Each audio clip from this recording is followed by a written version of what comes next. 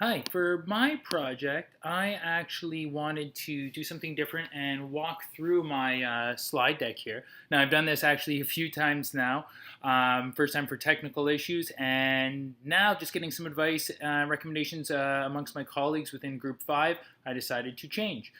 So I created a lot of this part in Module 1, Individual Design Task, for Grade 8 Mathematics involving Sphero. So I'm going to try to go through it a little bit quicker, just so for time's sake. So the lesson goal is to have students code a Sphero robot to make geometric shapes with proper angle relationships, which supports goal number 4 of the UN Sustainable Development Model, inclusive education for all and lifelong learning. So in order to achieve this end, we are going to video our findings and connect with other schools via Google Hangouts as well as YouTube.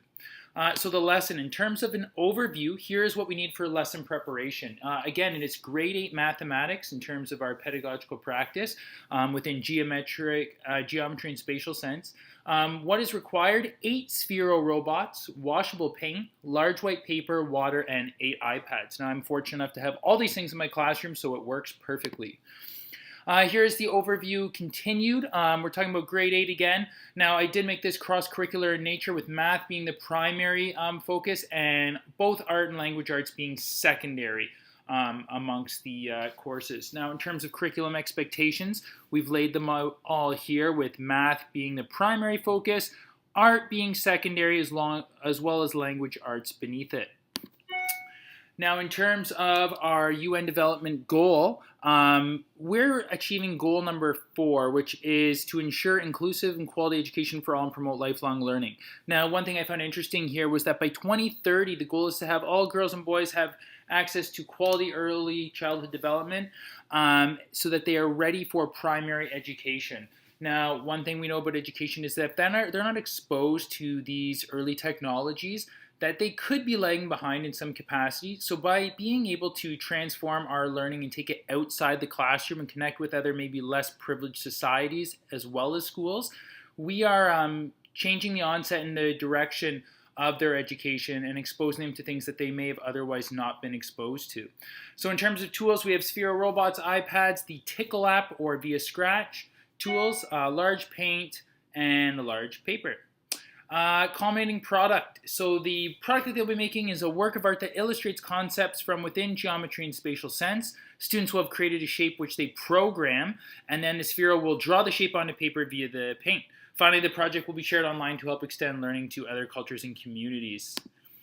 Now the lesson overview, in terms of the minds-on, the students, I'm going to show them the Sphero if they have no prior knowledge. Now in my class they actually do, because we use them frequently, but just in case for argument's sake, we would just show a case and how it works and go through a little overview.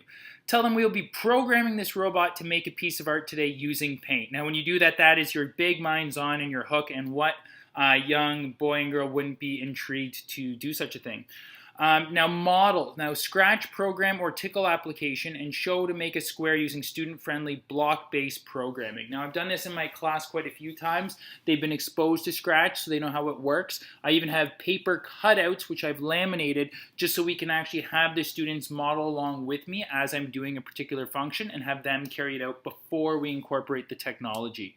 For number 3, the students will replicate the code on their own and ensure they can make a square. And what I do just to have it make it a little bit easier is I have them change the dimensions from a square in order to make a triangle, which you can see up in this top right-hand corner above. Now the action, student complete the code and test that it is correct. When it's complete, they have to show the teacher, they get paper and paint, and begin the final product. Now up in the top right-hand corner again, I have one of my students using Sphero doing a similar type of task. And we're fortunate enough to do these frequently, and the exposure is really good and the engagement is really high, as you can see. I also put the Google Hangouts because that's where we're going to be connecting. In terms of an extension, I'll go over this a little bit later in detail, but students must make at least 3 shapes, which they have one of intersecting lines, complementary angles, or alternate angles. And number 7, once the students have completed their task, the teacher will video their shapes and post the video on the class YouTube page. Hangout conversations will commence to inform other students how they can actually completed the task. So this is a nice oral component for us and able to achieve our sustainable development goal. And I've actually completed the task in my own home just so that you get an overview of what it will somewhat look like. It'll be a little more noisy than this, but here we go.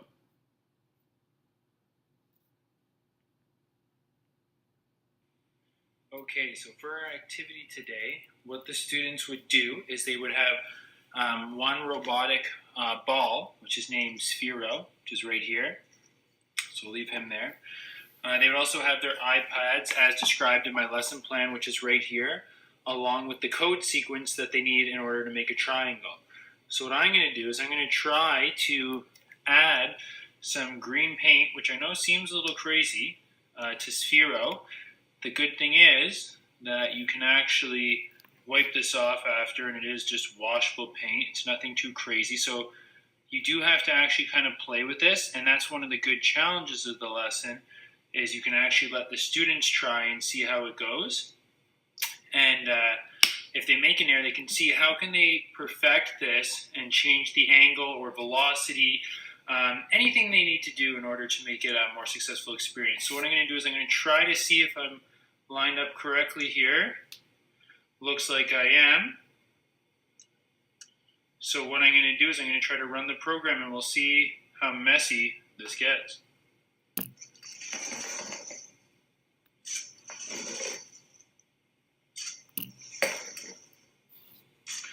And as you can see, we've made a triangle a little off the paper, but that's okay because it is washable paint, and I hope you guys enjoy.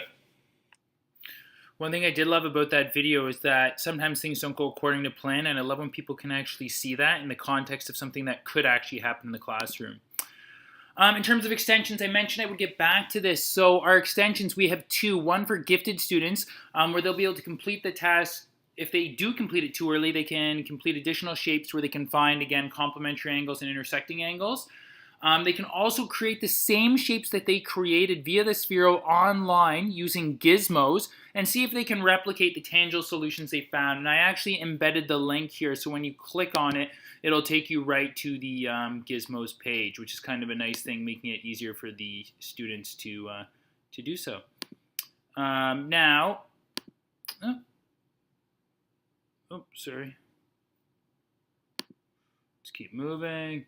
Okay, and in terms of our IEP students, I am trying to ensure that each student has the opportunity to be successful within the room. So let's just say they're struggling with the code sequence. That's one thing that can come up. They have a link here to Scratch Junior, which is embedded, which is a lot friendlier block-based coding platform for them to use. It has pictures. It's a little bit more primary, but sometimes people are at that level. And it's a little bit more easy to explain to students as well for them to grasp it. Students can create shapes with tape and check angles via large protractors.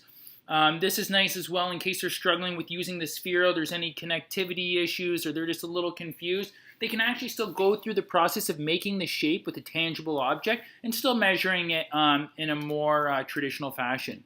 And then they can make use of video tutorials using Hangouts and Scratch as well, which is really nice. Consolidation. So what I had them do is to complete this exit ticket, which is actually linked in to my presentation. And it's just a Google form that when you bring up here, it is available. So what is your favorite part about this activity today? What was the most difficult part about today's activity? And what did you learn from the other students outside of our class?